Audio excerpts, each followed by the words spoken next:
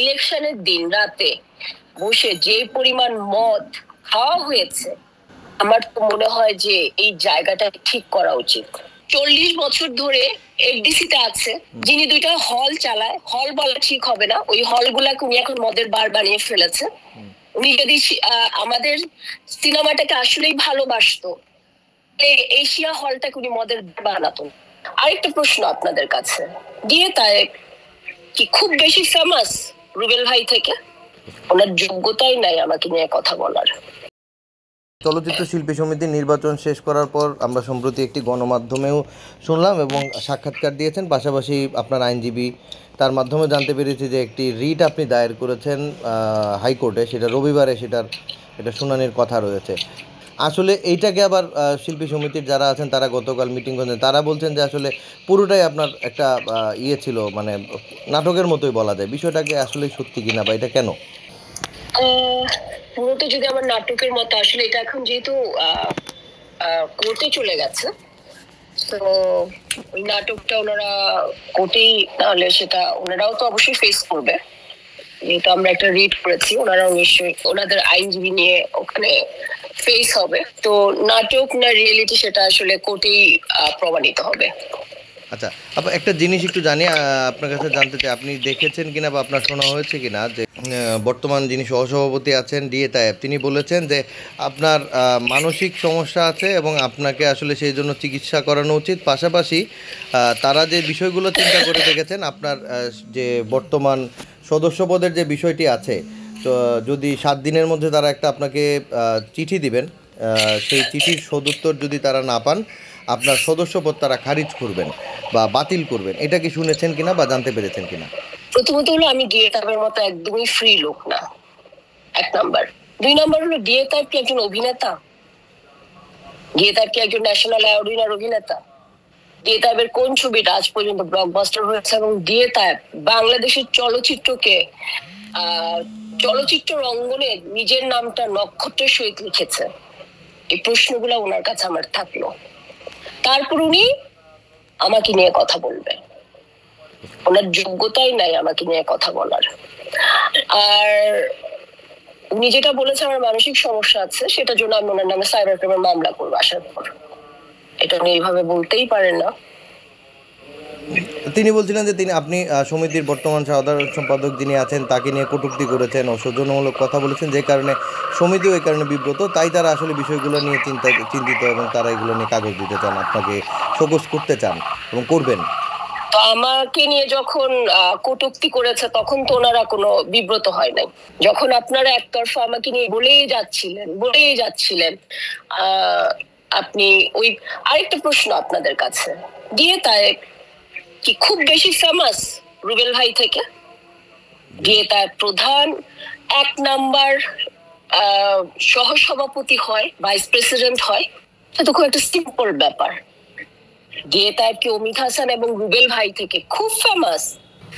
তাই আমার কাছে মনে হচ্ছে আমার সমস্যা না, ওনার সমস্যা আছে বলেই উনি নিজেকে 1 নম্বর ভাইস প্রেসিডেন্ট দাবি করে আবার ব্রিফিং করেন।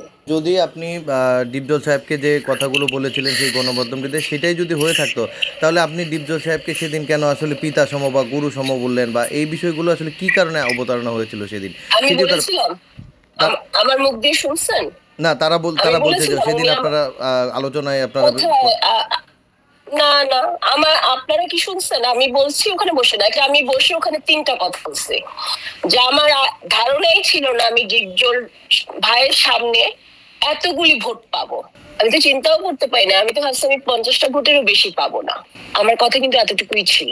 আমি ওনাকে কখনোই পিতা সমান বলি নাই, কখনোই গুরু সমান বলি নাই, কখনোই কিছু বলি নাই। হ্যাঁ, একটা কথা আমি সবসময় বলেছি, সবসময় বলে আসছি, যে আমার প্রথম ছবি ছিল যে রত্নগর্ভা মা, সেটা রিলিজ হয়নি, তারপরে কিন্তু ওনার ছবিটা দিয়েই আমি আসছি, এবং ওইটাই কিন্তু এই প্রোডাকশনের আমার ফার্স্ট এবং লাস্ট ছবি। এরপরে কিন্তু এই প্রোডাকশনের সাথে আমার কোনো কাজ হয়নি। তো সেই ক্ষেত্রে নিপুণ আপু, এখন তারা বলছিলেন যে আপনাকে শোকজ করলে আপনার সদস্যপদ 7 দিনের ভিতর উত্তর না পেলে বাতিল করবেন বা খারিজ করবেন। এই বিষয়টাকে আসলে কিভাবে দেখেন? কারণ আপনি তো দেখেন, সদস্যপদের সাথে কোর্টের কোনো সম্পর্ক নাই। আমি যেহেতু রিড করেছি, কোর্ট পর্যন্ত ওনাদেরকে আসতেই হবে। কোর্টের সাথে এই সদস্যপদের কোনো রিলেশন নেই। আর উনি যদি সদস্যপদ খারিজ করতে যায়, সেটার জন্য কোর্ট আছে, আইন আছে, বাংলাদেশে তো আইন আছে। সমিতিটা আসলে গত নির্বাচনের পর থেকে আইনি বেড়াজালে আসলে জড়িয়ে গেছে। সেখান থেকে আসলে কি সমিতি শিল্পীদের স্বার্থে কাজ করার পর তো পরিস্থিতিতে কি এখনো আছে সমিতি? কি মনে হয়?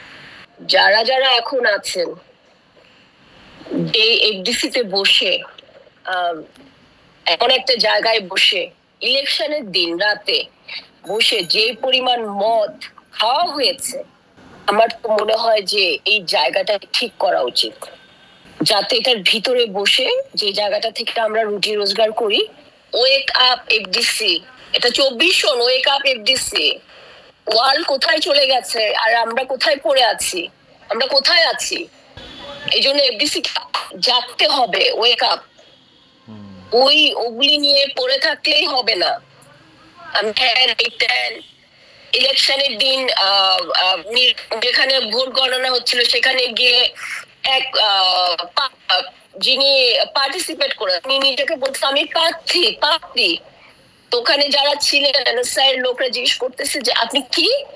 বললাম আমি প্রার্থী। মদ খেয়ে নিজেকে প্রার্থী বলতেছে আর যিনি কাপড় চোপড় ছিটতেছে। আপনি খুরশেদ আলম খসরু বা যারা আপিল বিভাগে ছিলেন তাদের নিয়েও একটা আসলে প্রশ্নের জায়গা ছিল। এটা আসলে কেন ছিল? কারণ তারা বারবার বলছেন গতকালকে ওনাদেরকে নিয়ে আমার মেইন প্রশ্নটা। আমি কিন্তু এটাও বলিনি যে এখানে আমি ওনাদেরকে নিয়েই করাতে এই জন্যই বলছি যে এই নির্বাচনটা আমি বাতিল চাই। কারণ আপনি দেখতে পাচ্ছেন যে আমি কিন্তু এখনো সুস্থ হই নাই। আমি ইলেকশনের পর অসম্ভব সুস্থ ছিলাম এবং আমাকে যেহেতু দেশে আসতে হবে, আমি আমার মেয়ে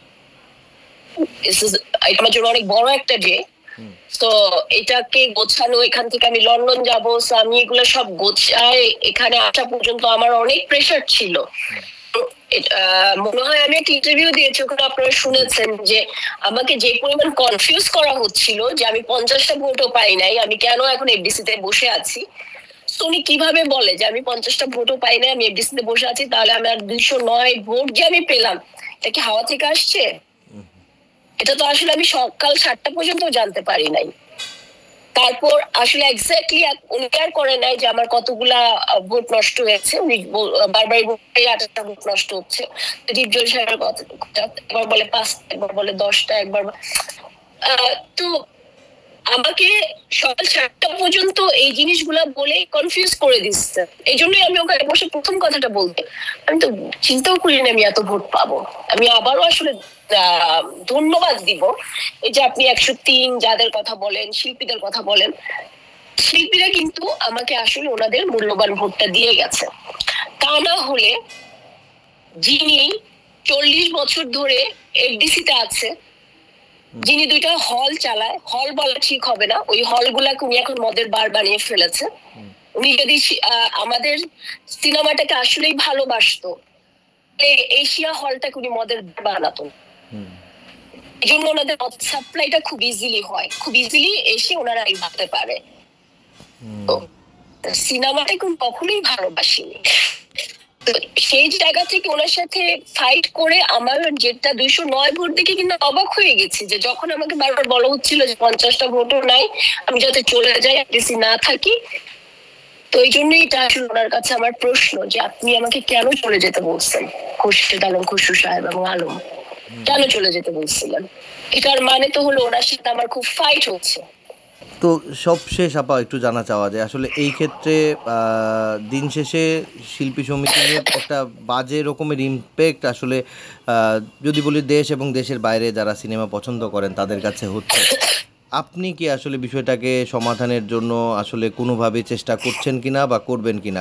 আমি যেহেতু এখন কোর্টে চলে গেছি, এটা এখন ওনাদেরকে কোর্টটাই ফেস করতে হবে। আর এই দেশ একটা মানে সরি টু সে, এই দেশ আসলে পুরুষতান্ত্রিক দেশ, তো এখানে একটা মেয়েকে স্বীকৃতি দেওয়াটা খুব ডিফিকাল্ট। সেখান থেকে যে আমি এতগুলি পুরুষ মানুষই বলবো যাদের সাথে আমি যুদ্ধ করে আসছি, আমি কিন্তু এমন সহকর্মী বলতে চাচ্ছেন না, পুরুষ বলতে না, আমি পুরুষ বলবো, কারণ ওনারা জিনিসটাকে ওইভাবেই নিচ্ছে। ওনারা যেভাবে আমাকে অ্যাক্ট করছে বিফোর ইলেকশন এবং ইলেকশন ডে, মানে এখনো আমরা ওখানে পড়ে আছি আর বলি যে ও আচ্ছা না না না আমাদের প্রধানমন্ত্রী নারী, স্পিকার নারী, কিন্তু আমি মনে প্রাণে এখনো লার্ন করি যে না, একটা মেয়ের সামনে হারা যাবে না। আমি যেদিন নমিনেশন দিয়েছিলাম সেদিন কিন্তু প্রধানমন্ত্রী একটা খুব সুন্দর স্পিচ দিয়েছে, আপনার জায়গা আপনাকে করে নিতে হবে, আপনাকে কেউ জায়গা করে দিবে না, সেই জায়গাটার জন্য যা কিছু লড়াই আপনাকে করতে হবে, এবং এই লড়াইটা আমি করবো। তো আমরা বিষয়টা ফলো আপ হয়তো রাখবো। সবশেষ আপনার সুস্থতা কামনা করছি।